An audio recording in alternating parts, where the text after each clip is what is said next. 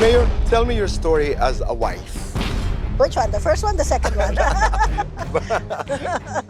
Wherever you want to start. If you were to describe yourself as a mother, paano? I'm the person who wants everything for my kids. Tell me your story bilang isang anak. My mom, I love her so much. What would you tell God? Thank you for giving me a good life. And my kids a good life. Good evening. Welcome to the second part of my interview with Palayan City Mayor Rianne Cuevas. Mayor, Yes? magandang gabi muli. Magandang gabi, Tito Boy. Last week, we talked about Palayan City, your programs, your public service career, at marami pang iba. Ngayon naman, bibigyan natin ng pagkakataon ang mga manunood natin na makilala kahit bahagya ang napakagaling po na mayor ng Palayan City. Mayor, I know this is something very sensitive, but let's start here. Tell me your story bilang isang anak. Bilang isang anak. Well, I was born in Gapan, Nueva Ecija, May 6, 1969. I'm the eldest amongst 3 siblings, 2 boys, ang mga kapatid ko. And then we left Gapan when I was about 6 years old. When we left, she's in Germany, I think, back then. Also a nurse.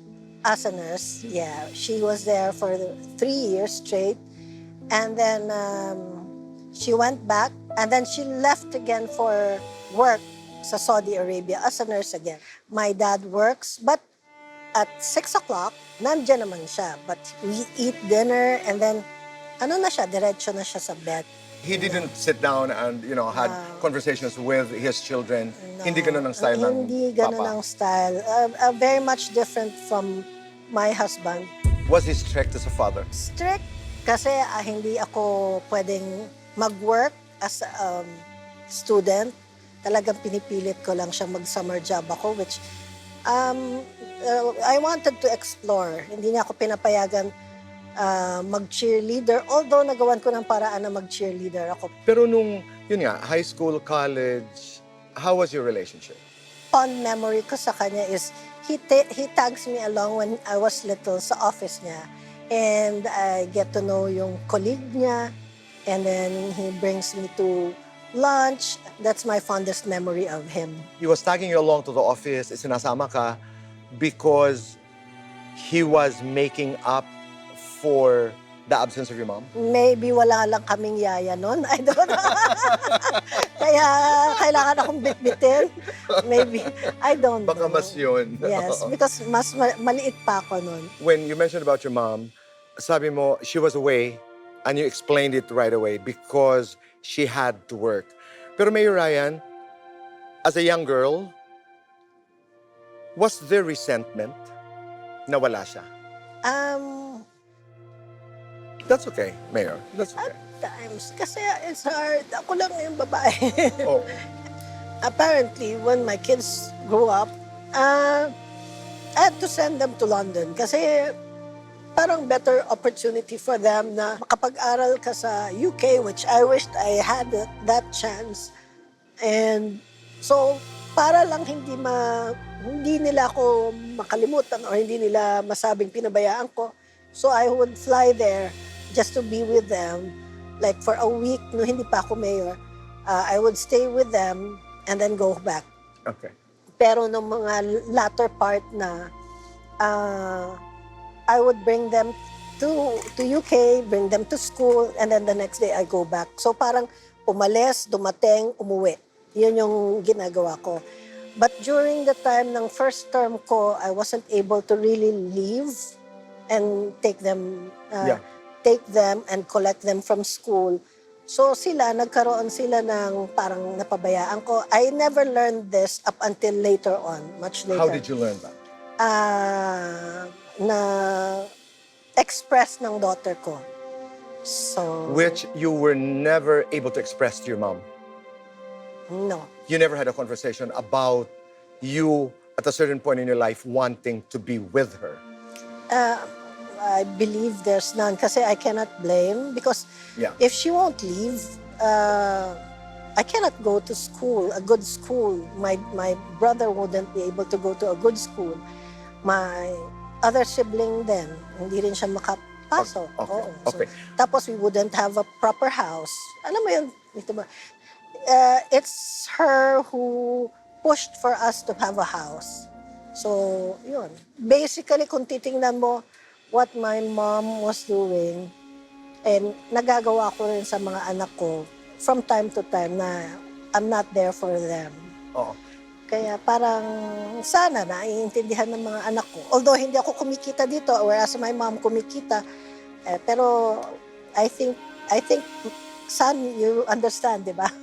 That's right. And that is there and they see you. Oo. No, ako naman parang, I'll put it this way. If you were given a chance to talk to your parents right now, anong sasabihin mo sa dad? Anong sasabihin mo sa mom? I'd like to thank them very much kasi kumbaga parang hindi naman nila ako pinabayaan. Tapos, thank you very much for the genes. Kasi yung stubbornness ko, yung focus ko, yung heart ko, and then I got it from them. Kaya, yun. And I'm passing it to my kids. Kaya, salamat talaga sa mga magulang ko dahil otherwise, hindi siguro ako magiging successful if not for them. Mom, specifically, what do you want to tell her? My mom, I love her so much. Kahit may misunderstanding kami from time to time, nawawala na akong boses. What about dad? I mean, what do you want to say? Wherever he is, I mean, thanking him. So glad na I was able to take care of him. Kasi I was in the States when he had a heart attack the first time around. Parang doon nag-flashback na. Parang kulang yung time namin together. Kaya umiyak ako talaga noon. Pero good thing medyo matured na ako when he moved on. When he passed on. So, hindi na kasing hirap. Tawid tayo doon sa pagiging ina. You as a mother. If you were to describe yourself as a mother, paano? I'm the person who wants everything for my kids. I don't want them to go hungry. That's why I send them To the best schools. Yes. I give them allowance, best school, and spoiler in a way, but strict also in many aspects. Like yung, saan ba ako strict sa kanila? Sa time when they come home, because I fear for them. Do you call? Do you text? Do you require them to go home at a certain time? To Yes, call? I require them at a certain time. Pero I only call when it's way past yung yung time. Tapos, if they need me, I'm there all You're the there. time. Yeah, I've only met Ivan. He's very well mannered. I'm so happy with my son kasi he left London because for the reason na he, quote unquote, I never realized mom and dad are getting old. So I want to go home and be there for them. Sabi ko, nagalit pa ako sa kanya. Bakit ako nakasama sa old? Hindi ba si daddy lang yon? So, but I'm so happy na yung outlook ng son ko is for him to take care of us. And ngayon, inaabuso That's wonderful. Yes, it's a good trait. And ngayon, natatawa ko kasi inaabuso ng asawa ko. So, ginagawa niyang utusan yung anak ko. Hindi, but also, pag napapag-usapan lang ang mga bata, you also know that one day, they're gonna have their own lives. Yes. You think about it. Yes, I do. No. And actually, I have one son who I know he's different from day one. No, not from day one. On a much earlier age. And I'm just waiting for him to say so. Hindi nga sa akin sinabi in the beginning eh. Sa dad niya sinabi when I was away, Dad, I'm gay. So, yun. He wanted to tell it to me. Pero syempre, si Sir, kinuwento na sa akin. So when I came back, you're a girl, sabi kong ganon. yes, mommy, I'm gay. So He's in London now. yes, when he opened up, hindi siya nasa bathroom all the time, nasa hallway normal na siya. But what I was confused of, kasi close naman ako sa mga LGBT and I thought I know everything about LGBT. But kasi I told him, ang peg na I like for you is like Anderson Cooper. And when I call him girl, he gets angry because he wanted to be called a boy. No, because that generation is very conscious about sexual orientation and gender identity. They want, we all want to be identified properly. And ang kadalasan po, ang nag-identify sa tao ay yung tao. So when your son says, I want to be called the boy, he means that. Yeah. Doon ako na-confused. He's a gay boy. Yeah. As I've said, I thought I know everything about LGBT. Yeah. I'm really looking forward to meeting your And son. he's nice. Yeah. And you will discover a lot of beautiful things about him. I'd like you to meet all my kids. Yes. But thank you, Mayor Rianne, for telling me the story because you didn't have to. But again, thank you for inspiring. Yeah. Let's go to, namamalo ho kayo as a mother when they were still kids? My older daughter, yes. Pero yung 4 kids after her, hindi na. Yung panganay ko medyo stubborn kasi ng konti. Yun, medyo nahihit ko siya before. And I was young. I was young when I had her. 20 plus naman. 21. So, okay. Yeah, pero yung 4 other kids, hindi naman. Kasi, Mayor, matapang ka talaga. Yes.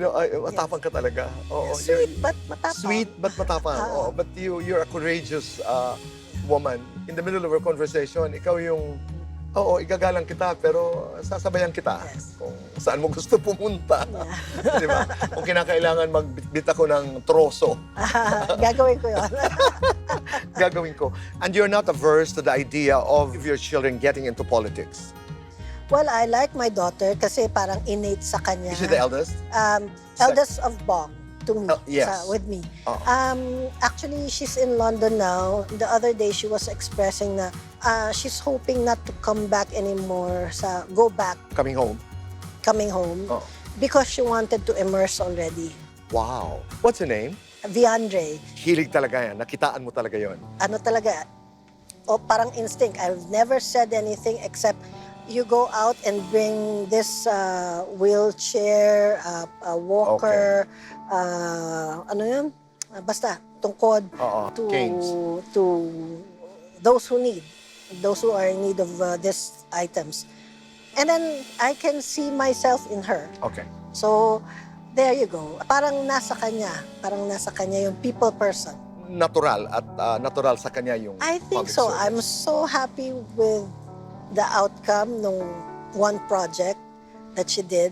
And yung while she's in London, nagko-communicate pa rin siya dito, doon. Okay. So she's still Ang receiving. puso niya nandun.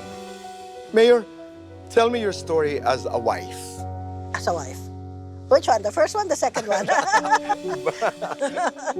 Wherever you want to start. Sa second na lang tayo. Okay, the second. In the beginning, I really am taking good care of Sir Bong. Kaya lang, when I became the mayor, talagang pinagsisilbihan ko siya before. Ngayon, my husband has to learn to make his own coffee in the morning.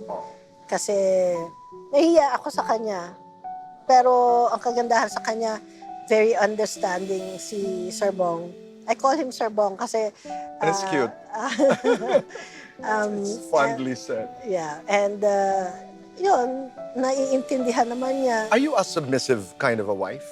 I mean, let's take away the you're being the mayor, but when you guys are just together, are you the type who submits to your husband? Are you the type who controls? Are you the type? I mean, what kind of a wife are you? I think we're equal. You know what? Thank you for using the word. Yeah. Because I was about to say that. Because I've been watching the two of you. Yeah.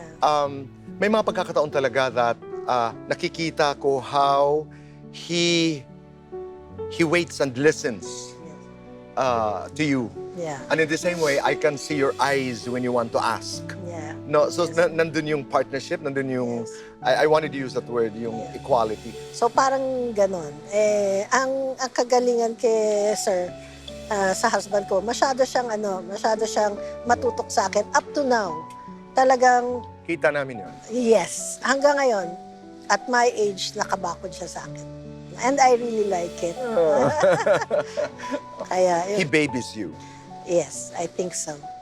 He does. He does. And I like that word. He's very mindful. He pays attention. Yes. Oo. Ano ang love language ninyo? Literally or... Both. Kasi kami, it's a practice. Hindi practice, but it always happens at the end of the day, when nasa bed kami, nagtitickle, kinakagat ko yung tenga niya. Kasi kilitiin siya. Oo. Nangiinis siya. Nakahiga na ako, sumampa na ako. And I've asked him, may kailangan ka pa, Dad? And then, wala na. Sasampa na ako sa bed. And yet, paglalaroan ka niya, Babes, kuhunan mo ako ng coffee. Babes, kuhunan mo ako ng water. Bigyan mo ako ng meds. Gano'n. Paglalaroan ka lang. So every night, meron kaming ritual. Not necessarily yung... Right. And in the morning, he makes sure either matawagan yung ako or yung malaman niya kung nasan kami. Okay. Tinatawagan niya yung driver ko kung I'm in the meeting already. So, yun. Namamonitor niya wherever. Hindi ko kailangan ng GPS. Alam niya where I am. Marigalo si Mr. Bong. Kailangan mong sabihan. Because some men are like that. You have to tell them. And pag sinabing surprise, wala. Sasabihin niya rin sa'yo. So, wala rin. Let's go to his strengths. I mean, let's go to the good things naman about the relationship. Because I can see him push you to be the best, to be the most beautiful, to be the most brilliant, to be... parang he's the kind of man who wants his wife to be in the best place. Yes. Oo. Yeah. Yung myself, na yung sinabi ko sa yung genes ko, achiever, but with his help, nadi-develop talaga ako, and he helps me be who I am at the moment. That's true. Talagang ang laki-laki ng part niya, Tito Boy. We wouldn't sit here kung hindi dahil sa kanya. So ang laki-laking bagay na ginawa niya for myself, yung who I am at the moment, yung pagiging nanay ko sa mga anak ko, ang laki na ng tulong niya. And allowing you to fly. Yes. Yung importante is, iniintindi niya, if I want something for my kids, iniintindi niya. Sometimes we would clash, but at the end, he would allow me to do what is best for my kids. Because he knows that makes you happy. Sa pagiging nanay, siguro, alam niya na I would know better. Yes. Mayor Ryan, I know people are expecting me to ask this. 28 years of being together, I mean, since 1992. Paano yung init pinapanatili? Sex? Basta we still hold hands whenever we walk. And we still hug a lot of times. We say, I love you. That's very important. Yes. Kiss, play, call, yung tawag. Video call every night, every day, twice a day, as much as possible. And yun. At saka, you know what I noticed about the two of you? You love to laugh together. Kulit siya eh. Tawa lang kayo ng tawa. Kulit na. Mayor, tell me your story as a child of God.